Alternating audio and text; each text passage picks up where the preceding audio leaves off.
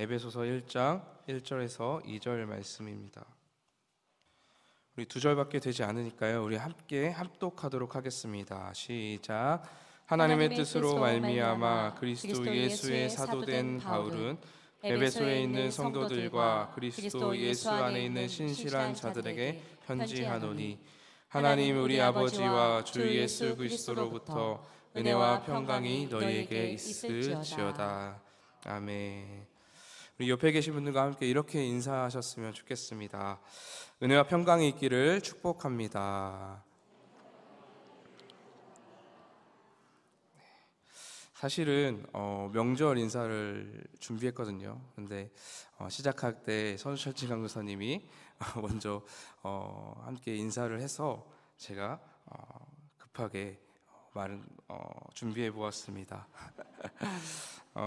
우리 열방교회 모든 성도님들 가운데 은혜와 평강이 가득 넘치기를, 이번 추석 명절이 되기를 소망합니다. 우리는 최근에 2주간에 걸쳐서 조미드 목사님을 모시고 이단 특강을 들었습니다. 여러분들은 어떻게 들으셨나요? 저는 매우 유익한 시간이었던 것 같습니다. 저도 나름 평소에 이단에 대해서 관심도 많았고요. 이단 특강을 많이 들었던 사람 중에 하나인데요. 이번 이단 특강은 지금껏 제가 들어왔던 강의의 내용과는 좀 사뭇 다른 그런 내용이었던 것 같습니다. 그동안 제가 들었던 일반적인 이단 특강은 이단의 교리와 그리고 포교 방법에 대한 그런 내용을 전달하는 것에 중점을 두었었는데요. 이번에 조미든 목사님께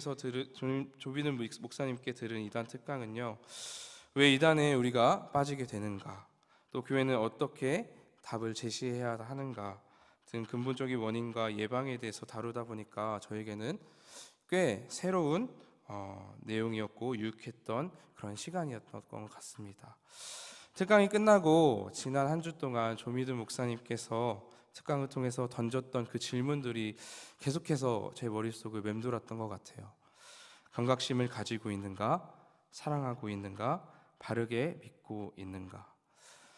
특별히 저는 그 중에서 두 번째 질문이었던 사랑하고 있는가? 이 질문이 계속 제 마음을 두드렸던 것 같습니다.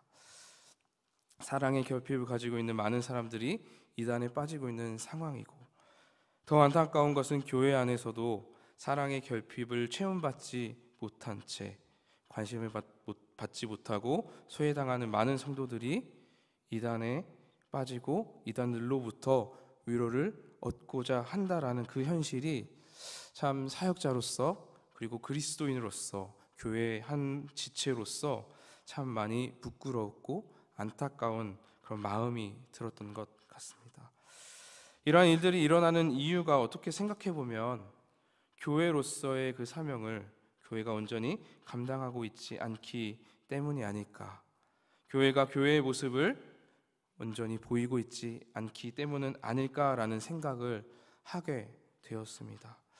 그러면서 저에게 한 가지 질문이 생겼는데요. 그게 뭐냐면, 교회란 과연 무엇일까? 였습니다. 교회는 어떤 공동체이고 교회는 무엇을 위해 존재하는가? 교회에 대해서 더 깊이 알고 싶어졌고요. 성경을 통해서 성경은 교회를 무엇이라고 말하고 있는지 알아보고 싶은 마음이 생기더라고요. 그래서 이 관심을 그냥 관심으로 끝내지 않기 위해서 저 스스로에게 약간의 부담과 그런 책임을 부여하기로 했습니다. 그래서 수요예배 시간을 통해서 성도님들과 함께 교회에 대해서 나누기로 결정했는데요. 특별히 에베소서 말씀을 가지고 함께 교회가 무엇인지를 알아보는 시간을 가지려고 합니다.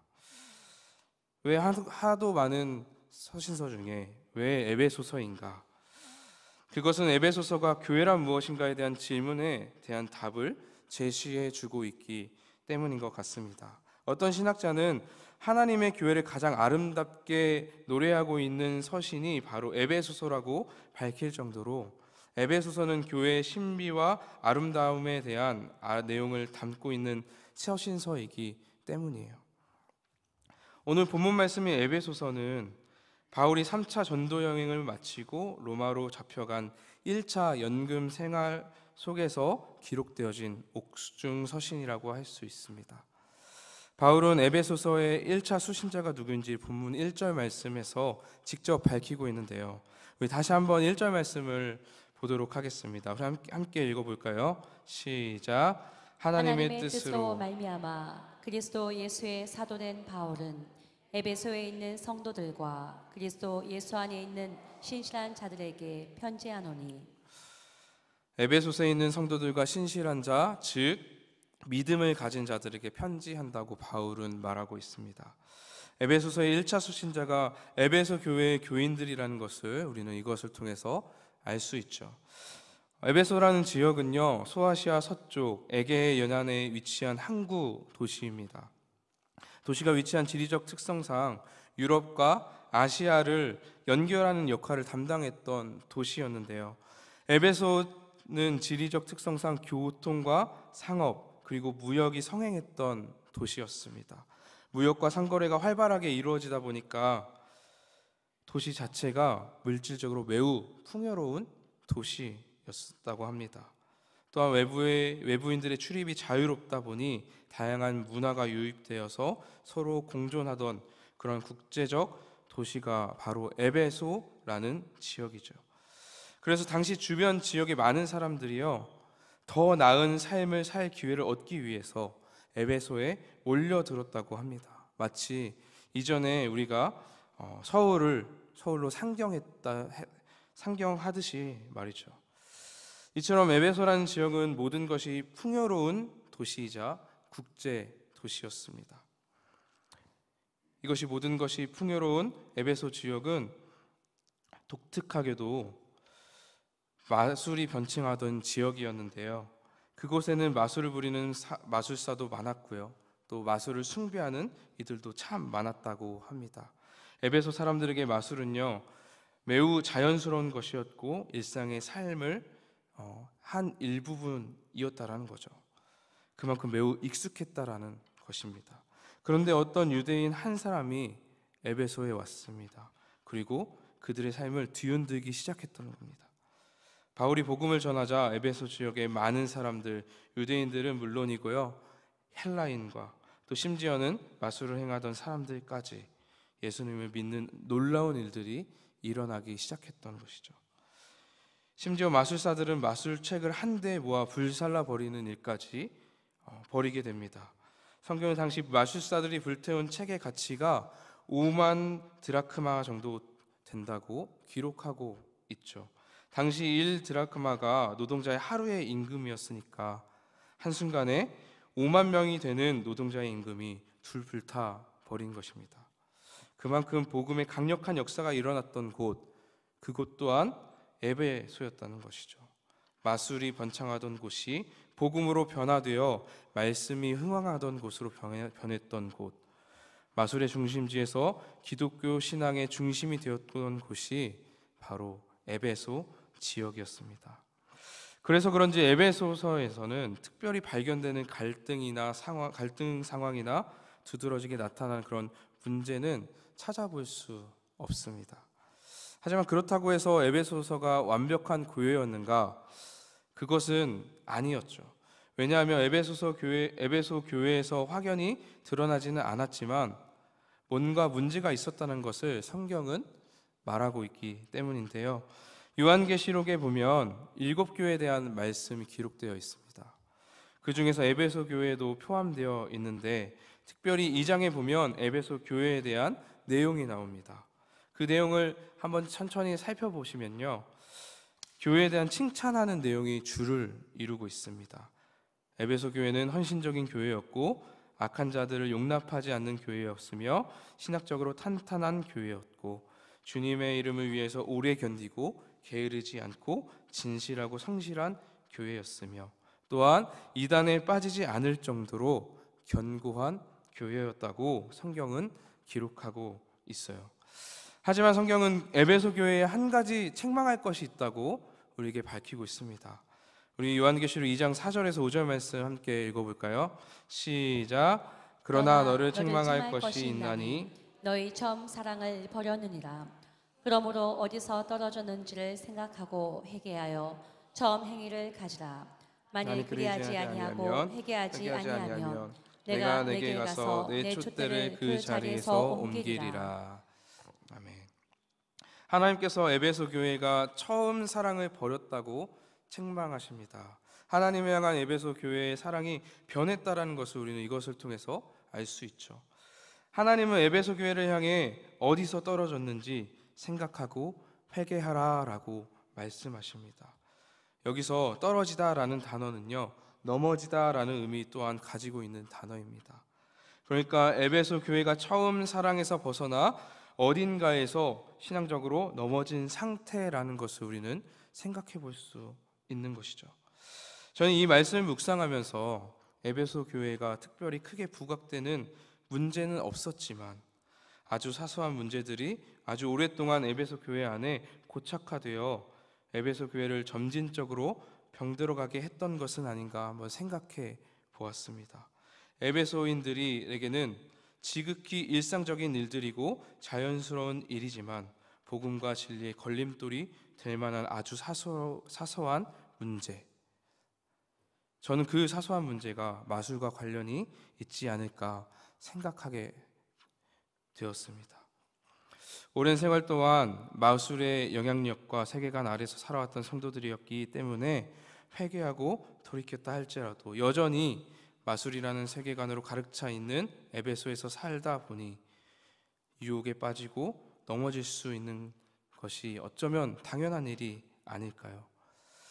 바울이 에베소에 머물며 가르침을 전하는 동안에 드러나지 않았을 테지만 바울이 에베소를 떠나고 바울의 영향력이 약해지면서 그동안 에베소 교인들의 삶 한쪽 구석에 봉인해 두었던 아주 오랫동안 살아왔던 전통과 관습들이 스물스물 올라오면서 그들의 신앙을 방해하고 또 에베소 교회를 무너뜨리고 있는 그런 상황이었을 가능성이 있다는 것입니다.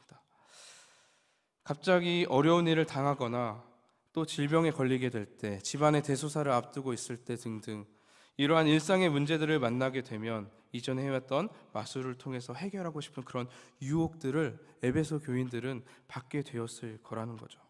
기도와 말씀을 의지해야 함을 알면서도 의식과 주술, 주문과 같이 한순간에 눈에 보이고 빠른 시간 안에 그 결과를 알 수 있는 그 자극적인 마술이 여전히 에베소 교인들에게는 큰 시험거리였을 거라는 겁니다.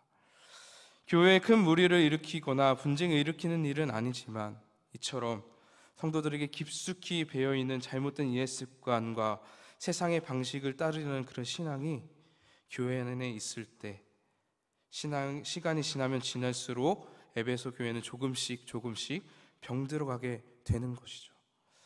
교회의 거룩성을, 교회다움을 조금씩 잃어가 결국엔 세상과 다를 것 없는 모습들이 교회 안에서 매우 자연스럽게 나타나고 세상의 일들이 아무렇지 않게 교회 안에서 행해지는 그런 현상들이 일어날 수 있다라는 겁니다. 그리고 이러한 현상들을 우리는 교회의 세속화라고 말하죠. 교회의 세속화 문제는요, 이미 오랜 시간 동안 교회를 병들게 하는 원인 중에 하나였습니다. 세상이 말하는 성공과 물질적 풍요로움을 부흥이라 말하면서 많은 교회들이 세속적 부흥을 쫓기도 했었죠. 성도가 많이 모이면 부흥이고 교회에 헌금이 많이 모이면 부흥이고 또 교회 건물이 커지고 높아지면 부흥했다고 말하는 교회들도 참 많이 있습니다. 세상을 향해서 봐라, 우리 이만큼 부흥했다, 이제 우리도 너희들에게 어느 것 하나 꿀리지 않는 그런 힘과 능력을 소유했다라고 자랑하는 교회도 참 많이 있잖아요. 그러다 보니 어느샌가 교회가 구하는 기도 제목 또한 변질되기 시작한 것 같습니다. 많은 사람들이 교회에 몰려오기를 기도하기 시작했고요, 사람들이 많이 모여 헌금이 차고 넘치기를 기도하기 시작했어요. 더 큰 교회 건물을 지을 수 있게 열심히 기도하기 시작했습니다. 교회에 더 많이 11조 하도록 돈을 많이 물질의 복을 달라고 구하는 그런 성도들이 늘어나기 시작했다는 거죠. 하지만 여러분, 과연 이것이 정말 주님의 몸된 교회가 구해야 하는 기도의 제목일까요? 과연 교회의 사명이 교회의 몸집을 키우는 일에 있는 것일까요? 물질의 풍요로움을 누리는 것에 그 사명이 있는 것일까요? 세상과 똑같은 권력과 힘을 얻는 것이 과연 교회의 사명이겠습니까? 아니라는 것입니다. 그렇다면 여러분, 교회의 사명은 무엇입니까? 하나님 사랑과 이웃 사랑인 줄 믿습니다. 영혼을 구원하고 복음을 전하는 것입니다. 그렇다면 우리는 교회의 사명을 온전히 감당하기 위해서 무엇을 구해야 할까요?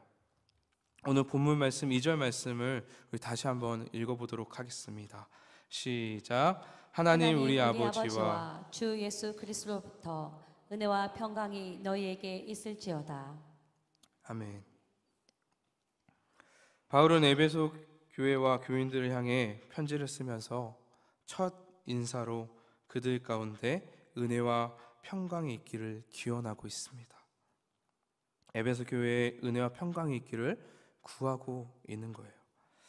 사실 바울의 이와 같은 인사는요, 에베소 교회뿐만 아니라 다른 교회에게 보내는 편지에서도 사용되는 인사말입니다. 에베소 교회를 제외하고 총 7개 서신서에서 등장하고 있는 아주 형식적인 그런 인사이지요.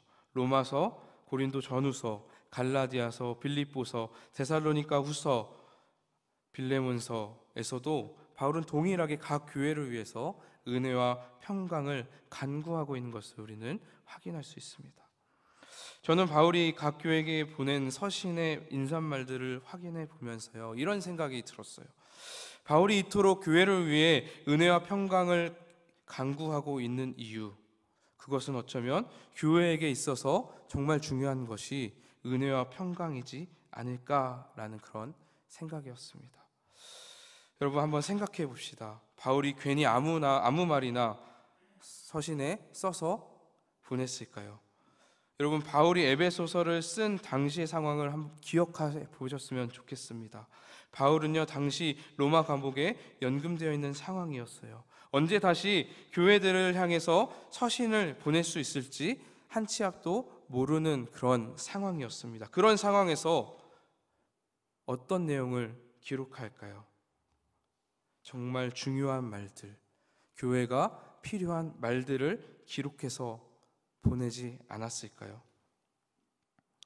그런 바울이 각 교회에게 보낸 각각의 서신에 동일한 인사말로 인사하고 있다라는 것, 이것을 통해 우리는 사도 바울의 생각을 알 수 있죠. 사도 바울의 신학을 우리는 알 수 있습니다. 적어도 바울은 교회에게 필요한 것은 은혜와 평강이라고 생각했다는 것을 우리는 깨달을 수 있는 것입니다. 바울은 교회를 향해 은혜와 평강을 구합니다. 그렇다면 우리의 교회는, 교회 지체인 나는 교회를 위해서 무엇을 구하고 있나요? 혹시 지극히 인간적이고 세상적이며 세속적인 것들을 구하고 있지는 않습니까? 만약 그러하다면 교회를 향한 우리의 기도를 다시 설정했으면 좋겠습니다. 사도 바울이 각 교회를 향해 간구했던 것처럼요, 은혜와 평강이 우리 교회 가운데 넘치기를, 은혜와 평강이 회복되어지기를 우리 함께 기도하시는 그런 열방교회 성도님들 되시기를 소망합니다. 교회로서 우리가 모두 구해야 하는 것은 은혜와 평강이었습니다. 그렇게 사도 바울은 우리에게 가르쳤습니다. 그러면 우리가 구해야 할 그 은혜와 평강은 과연 무엇일까요? 우리 다시 한번 2절 말씀을 한번 보았으면 좋겠습니다. 2절을 자세히 보시면 바울은 은혜와 평강이 어디서부터 오는 것인지를 밝히고 있어요. 어디인가요? 하나님 우리 아버지와 주 예수 그리스도로부터, 우리의 아버지 되시는 하나님과 예수 그리스도로부터 오는 은혜와 평강입니다. 여러분, 우리가 무언가를 얻고자 할 때 그것이 어디로부터 오게 되는지, 그 출처가 어딘지를 정확히 하는 것이 매우 중요하지 않습니까? 우리가 생선을 구하고자 하는데 과일 가게에 가서 생선을 구한다면 구해질까요? 우리가 과일을 구하고자 하는데 생선 가게에 가서 과일을 구한다면 구할 수 있습니까? 불가능하지 않습니까? 마찬가지입니다. 교회가 은혜와 평강을 구하고자 한다면 그 은혜와 평강이 어디서부터 오는 것인지, 그것을 주시는 분이 누구인지를 정확히 알고 바르게 아는 믿음이 우리에게 필요하다는 것입니다. 하지만 우리는 자꾸 은혜와 그 평강을요, 다른 곳에서 찾으려고 해요. 어떤 이들은 복권을 구입해서 일확천금을 노리며 은혜를 기대합니다.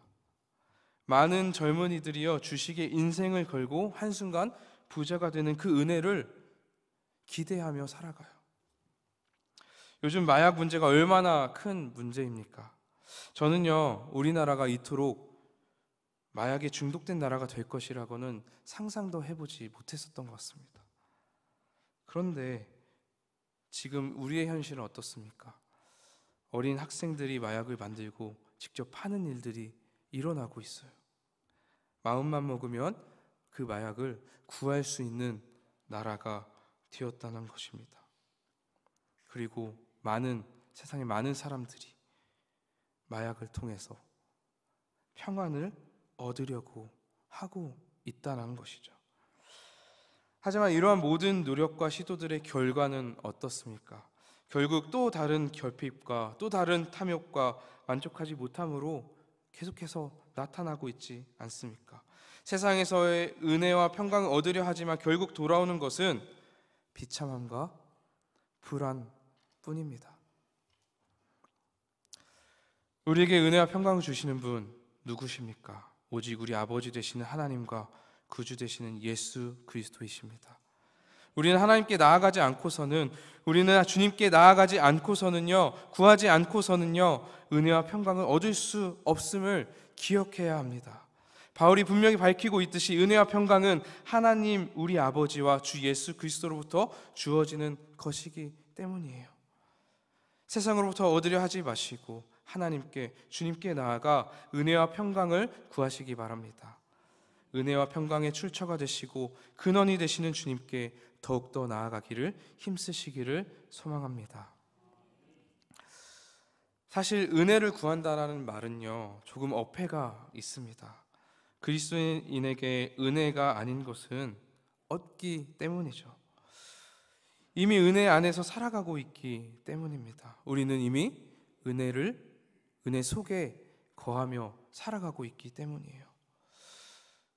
여러분, 은혜란 무엇입니까? 은혜는요, 인간의 입장에서 어떠한 조건이나 공로와는 완전히 관계없이 주어지는 하나님의 선물입니다. 하나님의 아버지라 부를 수 있는 자녀가 되는 권세를 우리는 무엇을 통해서 얻게 되었습니까? 하나님의 전적인 사랑 안에서 우리는 얻게 되었습니다. 우리의 어떠한 공로로 인해서 이루어진 게 아니죠. 또한 여러분의 성향과 됨됨이는 또한 어떻습니까? 혹시 여기 계신 분들 중에 저는 저의 성격과 저의 기질을 선택했습니다라고 주장할 수 있는 분 있으십니까? 없지 않겠습니까? 우리의 됨됨이나 타고나는 그것 또한 거저받는 것일 뿐입니다. 또 여러분의 직분은 또한 어떠합니까? 우리의 노력으로 얻어낸 것이 아닙니다.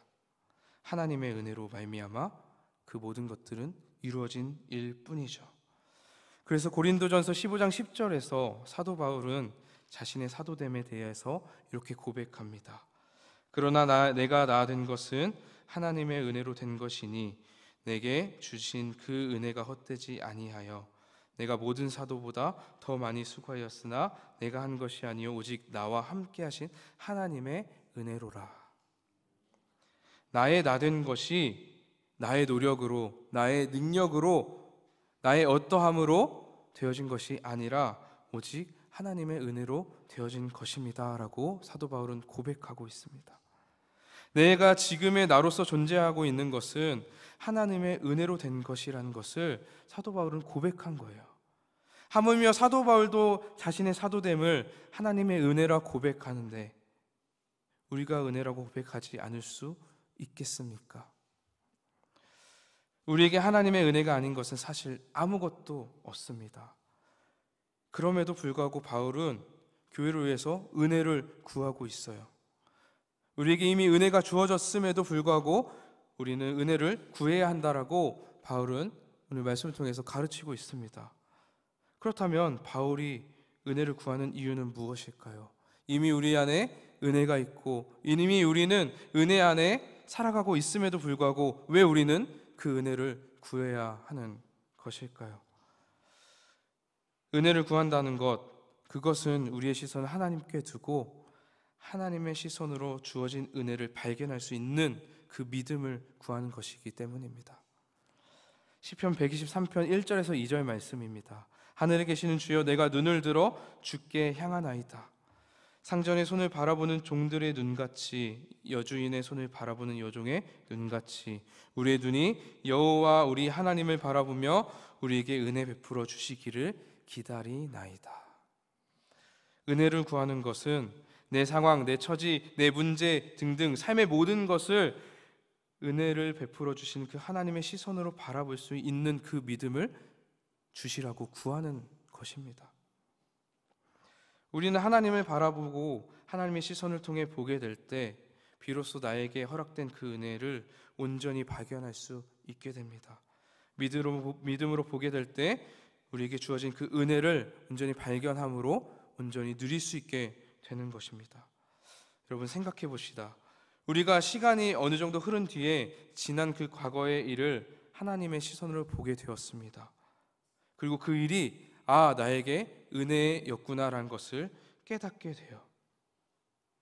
그렇다면 그 당시에 주어졌던 그 은혜를 누리는 그때는 언제입니까?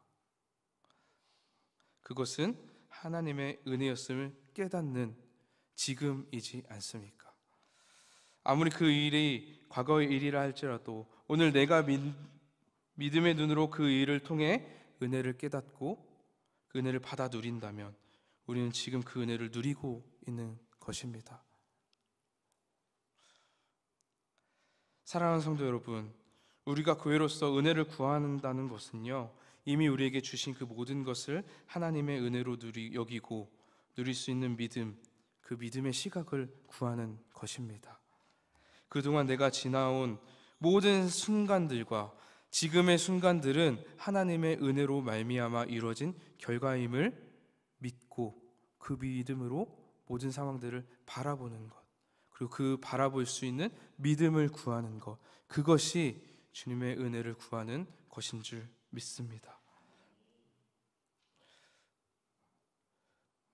모든 순간을, 지금 이 순간을 하나님의 은혜로 받아들이고 온전히 누리시는 여러분 되기를 소망합니다.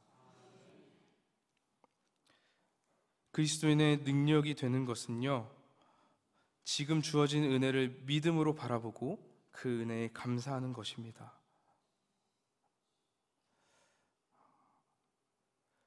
나의 탁월함이 아니라요, 나의 탁월한 성품이 아니라요, 내가 가지고 있는 어떠한 것이 아니라요, 지금 나에게 주어진 그 모든 상황 속에서 그것이 하나님의 은혜임을 바라보고 그것에 감사하는 것, 그것이 우리 그리스도인이 갖추어야 할 능력인 줄 믿습니다. 여러분의 그러한 능력이 있기를 소망합니다. 우리 한번 주변을 둘러보셨으면 좋겠습니다. 하나님께서 우리 모두에게 허락하신 믿음의 동역자들입니다. 하나님께서 아름다운 공동체를 이루어갈 수 있도록 여러분 한 사람 한 사람에게 허락하신, 은혜로 허락하신 그러한 지체입니다. 여러분, 또 이 건물은 어떻습니까? 이 예배당은 어떻습니까? 교회 건물은 어떻습니까? 또 주일마다 다음 세대로 가득 차고 넘치는 그 교육관은 또 어떻습니까? 그 모든 것이 하나님의 은혜입니다. 은혜를 발견하는 순간 우리는 그 은혜를 누리게 됩니다. 그 은혜 안에 거하게 되는 겁니다. 그 은혜를 받게 되는 것입니다. 하나님께서 나에게 그리고 우리 모두에게 허락하신 그 은혜를 믿음으로 바라보시고 믿음으로 한없는 그 은혜의 풍성함을 매일매일 누려가시길 주님의 이름으로 축복합니다. 마지막으로 우리는 교회로서 무엇을 구해야 합니까? 평강을 구해야 합니다. 평강은 어떤 대상과의 그 관계성을 나타내는 단어입니다. 평화 또는 화목이라는 그런 관계의 상태를 의미하는 단어이죠. 사도 바울은 에베소 교회뿐만 아니라 교회를 향해 평강을 기원합니다. 평강이 있기를 간절히 구하고 있어요. 바울이 교회에게 바라는 그 평강, 즉 화목의 상태는요, 사실 다른 것이 아니라 하나님과 성도의 화목이었고 성도와 성도 간의 화목이었습니다. 왜냐하면 이 모든 관계는요, 인간의 죄로 깨어진 관계이기 때문이었어요. 깨어진 관계를 다시 회복하고 화목과 화평을 이루는 일, 그 일이 교회를 온전히 세워가는 일이기 때문입니다. 그렇기 때문에 바울은 교회를 위하여서 화목하기를, 평강이 있기를 간절히 구했던 것입니다. 그러나 정작 우리는 화목과 화평을 구하고 있습니까? 그저 오로지 나 자신에게만 관심을 가질 뿐, 나는 어떻게 먹고 살 것인지, 나는 무엇을 즐기며 살 것인지, 나는 무엇을 통하여서 많은 사람들에게 인정받을 것인지 오로지 나에게만 관심을 가질 뿐 다른 이들에게, 교회에게, 이 세상에 믿지 않는 이들에게 전혀 관심을 두지 않습니다. 그리고 이러한 무관심은 이기심, 교만, 탐욕이라는 죄로 나아가게 만들고요, 결국 교회 안에 갈등과 불화를 유발하는 촉발제가 되는 것이죠. 갈등이 일어나는 원인, 그것은 무엇입니까? 인정하지 않으려 하기 때문입니다. 서로를 인정하지 않으려고 하기 때문이에요. 내 자신이 죽지 못하기 때문에 그렇습니다. 따라서 교회의 지체인 우리는요, 늘 교회 안에 평강이 회복되어지기를, 평강이 넘치기를 구해야 합니다. 하나님과 나 사이에 화목이 있기를, 나와 내 이웃 그리고 내 공동체의 그 지체 사이에 화평이 임하기를 우리는 끊임없이 끝날까지 구해야 하는 거예요. 어떻게 우리는 평강을 구해야 할까요? 평강의 왕이신 예수 그리스도 안에서 거함으로, 예수 그리스도 안에 거함으로 우리는 평강을 구해야 할 줄 믿습니다. 고린도후서 5장 18절에서 21절 말씀입니다. 우리 조금 길지만 함께 읽기 원합니다. 다 함께 읽겠습니다. 시작. 모든 것이 하나님께로 났으며 그가 그리스도로 말미암아 우리를 자기와 화목하게 하시고 또 우리에게 화목하게 하는 직분을 주셨으니 곧 하나님께서 그리스도 안에 계시사 세상을 자기와 화목하게 하시며 그들의 죄를 그들에게 돌리지 아니하시고 화목하게 하는 말씀을 우리에게 부탁하셨느니라. 그러므로 우리가 그리스도를 대신하여 사신이 되어 하나님이 우리를 통하여 너희를 권면하시는 것이 같이 그리스도를 대신하여 간청하노니 너희는 하나님과 화목하라. 하나님이 죄를 알지 못하신 이를 우리를 대신하여 죄로 삼으신 것은 우리로 하여금 그 안에서 하나님의 의가 되게 하려 하심이라. 아멘. 그리스도인이 살아가는 삶의 영역은요, 이 땅에서의 삶의 영역이 아닙니다. 바로 그리스도 안입니다. 우리가 그리스도 안에 거할 때 비로소 하나님과 화목하게 되어집니다. 다른 이들과 화목을 이루게 되어지는 거예요. 예수 그리스도의 희생으로 말미암아 하나님과 화평을 이루고요, 화목하게 하는 그 직분을 감당하기 위해 예수와 함께 죽어짐으로 이웃과의 화목을 우리는 온전히 이루게 되어질 것입니다. 예수님께서 하나님과 우리를 화목하게 하시기 위해 자신의 생명이라는 막대한 비용을 지불하셨듯이 그리스도 안에 거하는 우리 또한 은혜 안에서 죽어지고 희생과 섬김이라는 비용을 지불할 때 우리를 통해서 하나님과 그 화평이 온전히 이루어지게 되고 또 교회와 공동체 안에 온전한 화평이 세워지게 될 것입니다. 화평케 하는 자는 복이 있나니 그들이 하나님의 아들이라 일컬음을 받을 것이며 사랑하는 여러분, 여러분은 자신을 하나님의 자녀라 믿으십니까? 그렇다면 하나님의 자녀답게 화평을 이루어가 계시기를 힘쓰시기를 바랍니다. 주님이 그러하셨듯이 예수 그리스도를 의지함으로 내 자신을 기꺼이 희생하고 내 자신을 끊임없이 죽임으로 여러분이 머무는 곳에, 직장과 삶의 자리, 그리고 교회 공동체 가운데 화평을 이루어 가시기를 주님의 이름으로 축복합니다. 어제 목사고시를 보면서요, 면접해 주시는 목사님께서 면접 보는 강도사님들께 현재 한국교회를 어떻게 바라보고 있냐라는 그런 질문을 하셨습니다. 그 질문을 딱 받고 참 많이 난감했어요. 바로 앞에 한국교회를 직접 이끌고 계시는 목사님들이 계시잖아요. 잘 말해야 하는데 어떻게 하지? 많은 고민이 들었습니다. 대부분의 강도사님들이 한국교회에 대해서 어떻게 바라보고 있느냐, 대부분 어려운 시기라고, 어려운 시기를 지나가고 있다고 인정했습니다. 교회가 점점 어려워지고 있고 힘을 잃어가고 있고 사명을 제대로 감당하고 있지 못한 교회들이 참 많이 있는 것 같다라고 대답을 하더라고요. 저도 그 중에 한 사람이었고요. 시험이 끝나고 교회에 돌아와서 설교를 준비하면서 그 장면을 다시 한번 곱씹어 보았습니다. 곱씹어 보는데요, 참 그 장면이 참 아이러니하더라고요. 앞이 창창하고 밝은 미래가 기다리고 있는 그 길을 걸어가는 게 맞는데 목회의 길이 참 점점 더 어려워질 것을 알면서도 그 길을 걸어가기 위해 시험을 보고 면접장에 앉아있는 저와 그 여러 강도사님들의 모습을 떠올려 보니까요, 이 모습을 보면 세상 사람들이 어떻게 생각할까? 이 모습을 보고 이해는 할까? 이상하게 여기지는 않을까? 그런 생각이 들더라고요. 여러분, 앞으로 우리 한국교회가 어려워질 것을 인정했고요, 그렇게 예상하고 있고 생각하고 있는 그들이 그럼에도 불구하고 왜 그 길을 가려고 합니까? 그것은요, 하나님의 부르심과 사명을 붙들기 때문이 아닐까요?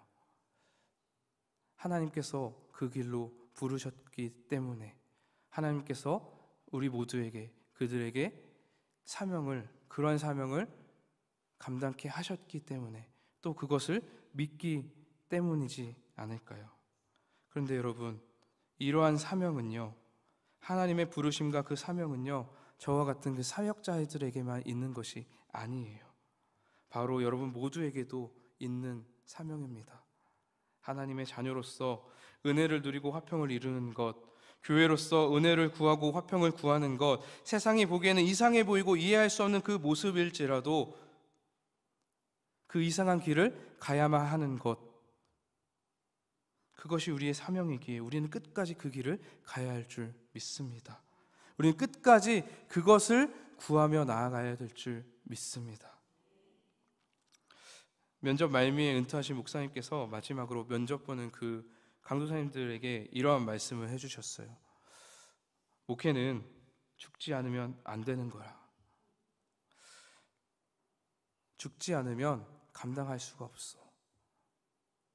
정말 죽을 각오가 되어 있니? 라고 말씀하셨어요. 그러면서 한국교회가 힘을 잃어가고 있고 능력을 잃어버리고 있는 그 이유가 여기에 있다고. 죽지 않으려 하기 때문이라고.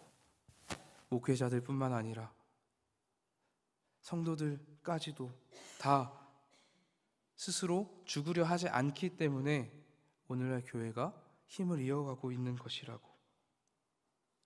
그러니 죽고 또 죽어져서 하늘의 미랄이 되어서 교회를 위해서 썩어지라고 그렇게 말씀하셨습니다.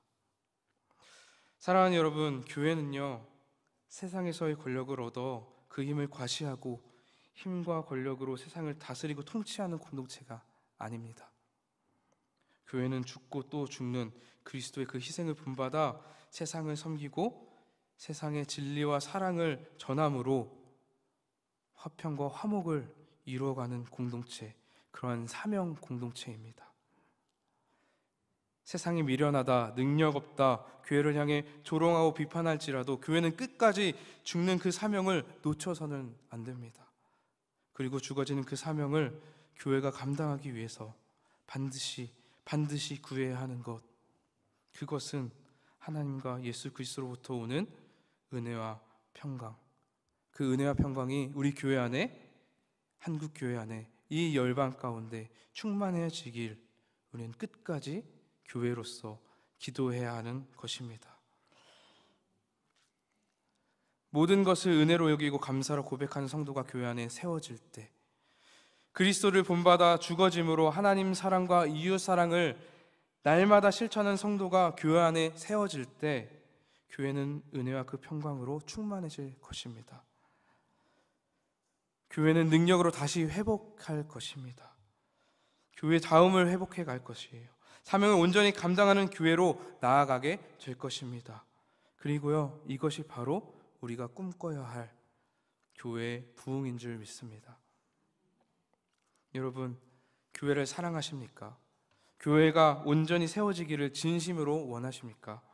그렇다면 다른 것 구하지 마시고 사도 바울이 교회를 향해 구했던 것처럼 아버지 하나님과 그리스도 예수께 하늘의 그 은혜와 평강을 구한 것처럼 우리 모두에게, 우리 열방 교회에게, 그리고 더 나아가서 한국 교회에게, 그 전 세계 교회에게, 온 열방에 하늘의 은혜와 평강이 주어지시길 우리 함께 간절히 구하는 그리고 열방 공동체 되었으면 좋겠습니다. 여러분의 기도가 은혜와 평강을 구하는 기도로 변해지길 소망합니다. 세속적인 기도가 아닌 하나님의 자녀다운 기도, 그런 간구가 끊이지 않는 그런 우리 열방 교회 모든 성도님 되시기를 주님의 이름으로 축복합니다.